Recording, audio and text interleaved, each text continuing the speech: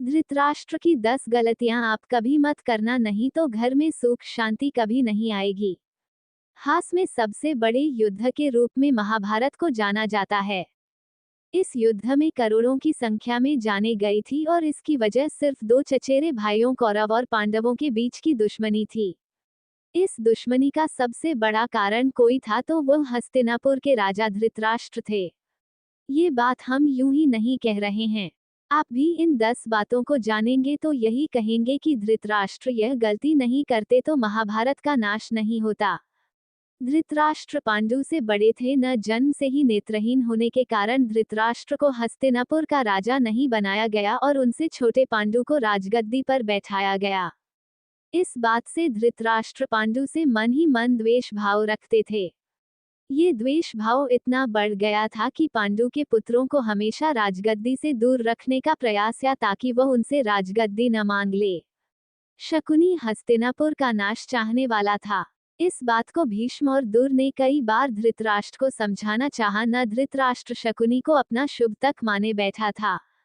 परिणाम ये हुआ कि शकुनी ने दुर्योधन के मन में पांडवों के प्रति इतनी कड़वाहट भर दी कि दुर्योधन पांडवों को अपना शत्रु बनाया। दुर्योधन के जन्म के समय ही यों ने कहा था कि यह कुरु वंश के नाश का कारण बनेगा।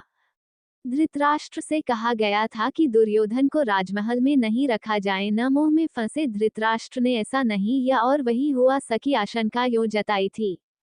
धृतराष्ट्र ने हमेशा दुर्योधन की यों पर पर्दा डालने काम या वारनवरत में पांडवों को लाक्षागृह में जलाकर मारने की योजना दुर्योधन ने बनाई, न पांडव सौभाग्य से तब बच गए। इस बात की जानकारी होने के बावजूद धृतराष्ट्र ने इस बात पर पर्दा डालने का काम या दुर्योधन की महत्वाकांक्षा को पूरी करने के धृतराष्ट्र ने हस्तिनापुर का भाजन किया।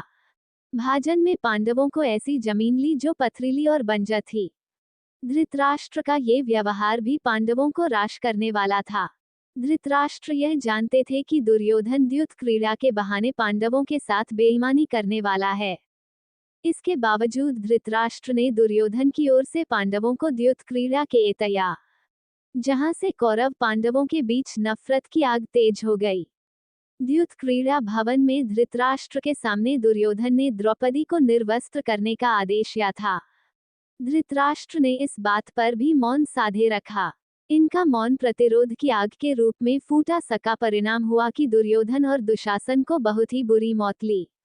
द्रौपदी के अपमान के बाद भी धृतराष्ट्र की आंखें नहीं खुली और उन्होंने दोबारा पांडवों को द्युत क्रीड़ा के तया सके। परिणाम स्वरूप पांडवों को वनवास और अज्ञातवास भोगना पड़ा और इस दौरान पांडव युद्ध की योजना बनाते रहे।